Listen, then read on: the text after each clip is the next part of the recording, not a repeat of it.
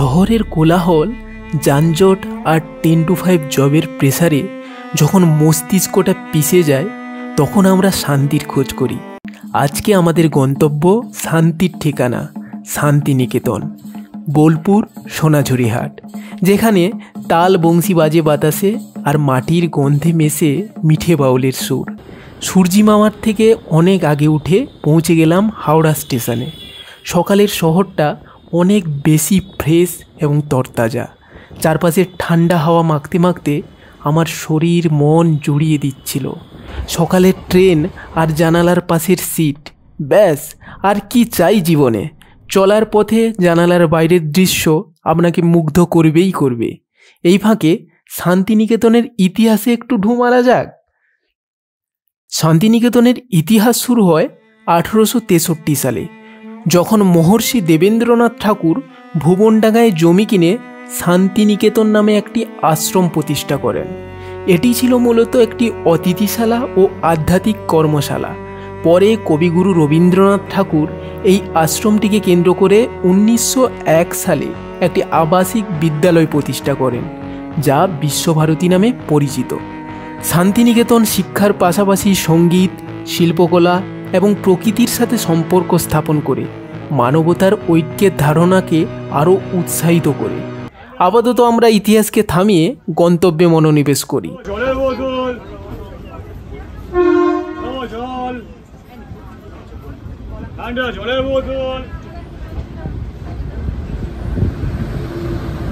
ইতিমধ্যে আমাদের ট্রেন বোলপুর ছাড়িয়ে প্রান্তিক স্টেশনে আমাদের নামিয়ে দিল। এখানে এলেই একটা জিনিস প্রথমে উপলব্ধি করতে পারবেন, তা হলো শান্তি। প্রকৃতি যেন পরম যত্নে নিজেকে সাজিয়ে তুলেছে। এই জায়গাটা শুধু শান্তিনিকেতনের জন্য নয়, সমগ্র বাঙালির হৃদয়ে এক নিজস্ব স্থান অধিকার করে নিয়েছে। এবারে আমাদের মূল গন্তব্য সোনাঝুরিহাটে যাবার জন্য একটা টোটোতে উঠলাম। টোটো ভাড়া 15 টাকা প্রতিজন, আর যদি লোক সংখ্যা কম হয় তাহলে হয়তো একটু বেশি চাইতে পারেন। প্রায় 10 মিনিট পর আমরা পৌঁছে গেলাম আমাদের আজকের গন্তব্য সোনাঝুরিহাটে।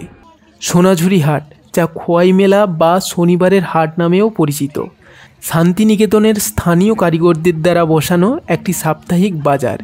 এই হাট মূলত স্থানীয় ও সাঁওতালি উপজাতিদের শিল্পকলা এবং তাদের গানকে বৃহত্তর পরিসরে তুলে ধরার জন্য শুরু হয়েছিল।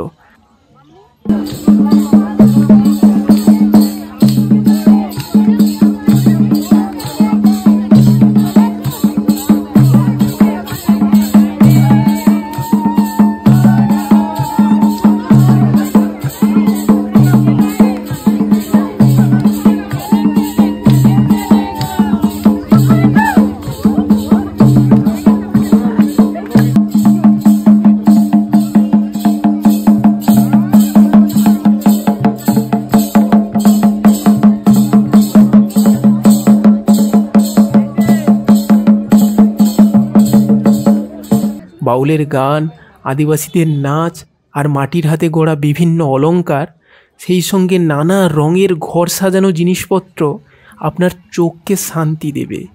এখানে দাম বড় নয়, বরং শিল্পের প্রতি ভালোবাসাই বড়।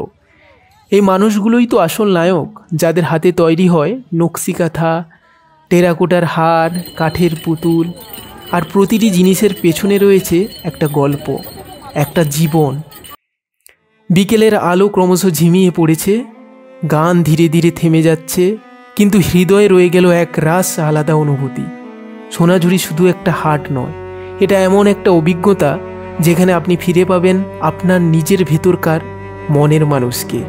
এই অনুভূতি উপলব্ধি করতে হলে আপনাকে বারবার আসতে হবে এই সোনাঝুরিহাটে। এবার আমার ফিরে যাওয়ার পালা। শহরের কোলাহলে, রোজকার কাজের ফাঁস থেকে আবার কবে বেরোতে পারবো জানি না, তবে দুদণ্ড শান্তি আমায় দিয়েছে এই শান্তিনিকেতন সোনাঝুরিহাট। ভিডিওটা কেমন লাগলো কমেন্টে জানাতে ভুলবেন না। আর এরম ভিন্ন স্বাদের ভিডিও পেতে ফলো করুন কত কথা on YouTube, Facebook and Instagram. ধন্যবাদ।